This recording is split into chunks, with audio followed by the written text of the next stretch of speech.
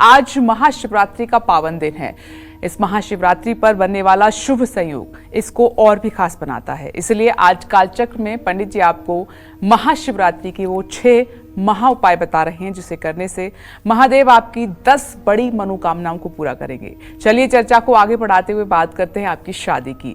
अगर शादी में देरी हो रही है, मनचाहा जीवन साथी आपको नहीं मिल रहा है, या फिर शादी के बाद पति पत्नी में मनमुटाव बढ़ रहा है, लगातार झगड़े हो रहे हैं, तो आज महाशिवरात्रि पर आपको कौन से खास उपाय करने चाहिए, आइए पंडित जी से जान लेते हैं। पंडित जी बताएं। देखिए, एक बात जान लीजिए कि इस भवसागर में, मतलब इस भव समुद्र में, इस संसार में शादी बहुत बड़ी चीज है। इसको जितना लोग हल्के में लेते हैं उतना हल्के में नहीं है।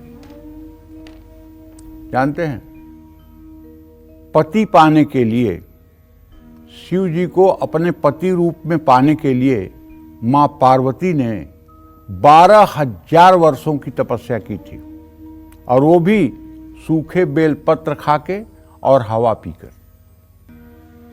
जब सप्तऋषि माता के पास गए और बोले कि आप किसके लिए तपस्या कर रही हैं, तो उन्होंने कहा शिव जी को पति के रूप में पाने के लिए तपस्या कर रही हूं। तो सप्तऋषियों ने कहा, कहाँ आप पागल हुई हैं, शिव के पास क्या है? मैं आपका विवाह ऐसे से करा दूं जो पूरे वैकुंठ के मालिक हैं, जो तीनों त्रैलोक्य के अधिपति हैं, भगवान विष्णु से आपका विवाह करा दूं, आप केवल हाँ बोलिए। जानते हैं माता ने क्या कहा था? कोटि जतन लग रगर हमारी, बरहु शंभु न रहूं कुमारी। मतलब अगर मुझे 1 करोड़ जन्म लेना पड़ेगा तब भी तपस्या करूंगी, और ब्याह करूंगी तो शिवजी से करूंगी, नहीं तो कुंवारी मरूंगी। ये होना चाहिए आदमी के अंदर अपने मतलब संकल्प के प्रति निष्ठा। संकल्प के प्रति निष्ठा ये होनी चाहिए। और ये तो पति प्राप्त करने की बात हो गई। पत्नी प्राप्त करने वाली बात सोचिए। कर्दम ऋषि ने 10,000 वर्ष तक तपस्या की भगवान श्री हरि विष्णु की। जब भगवान विष्णु प्रकट हुए तो उन्होंने कहा, बरम ब्रूहि, वरदान मांगो, मैं प्रसन्न हूं आपके तप से। तो उन्होंने कहा कि प्रभु मुझे कुछ नहीं चाहिए, मुझे मेरे योग्य एक जीवन संगिनी दे दीजिए। भगवान श्री हरि ने कहा, ये मस्त। आज के 3 दिन बाद महाराजा मनु अपनी पुत्री देवहूति के साथ आपके पास आएंगे और अपनी कन्या देवहूति का पाणी ग्रहण संस्कार विवाह आपके साथ करेंगे। और मैं भी आपके पुत्र के रूप में आकर के स्वयं देवहूति के गर्भ से जन्म लूंगा, आपकी मनोकामना पूरी होगी। तो आपने देखा, पत्नी प्राप्त करने के लिए 10,000 वर्ष की तपस्या, और पति पाने के लिए पूरे जीवन रगड़ करने की एक कामना। आज पति और पत्नी पाने के लिए कितनी बेचैनी है समाज में, देख लीजिए ना।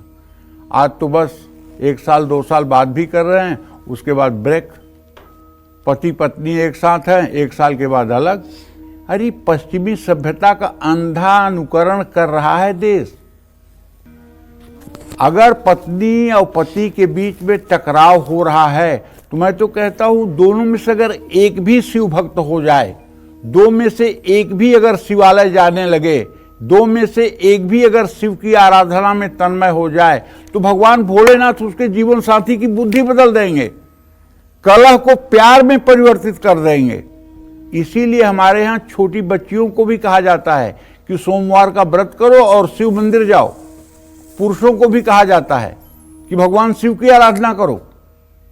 तो महाशिवरात्रि पर भैया एक थाली में एक पान के पत्ते पर चंदन का एक टुकड़ा और 11 इलायची रखिए। थाली में सिंदूर और शहद से स्वास्तिक बनाइए, शिव पार्वती की तस्वीर के सामने उसे रख दीजिए, और रुद्राक्ष की माला से 5 माला ओम पार्वती पतये नमः इस मंत्र का जप कर लीजिए। निश्चित रूप से आपका वैवाहिक जीवन अच्छा हो जाएगा। अगर आपके वैवाहिक जीवन में अनबन की स्थिति है, अगर आपका पति आपको नहीं चाहता है या आपकी पत्नी बहुत ज़्यादा क्रोध करती है और आपके ऊपर शक करती है, तो आपको चाहिए कि आप सोमवार का व्रत पति पत्नी दोनों शुरू करें और भगवान शिव के मंदिर में दोनों एक साथ जाएं। निश्चित रूप से इससे प्रेम भी बढ़ेगा और घर का तनाव भी समाप्त हो जाएगा। जय मां विंध्यवासिनी।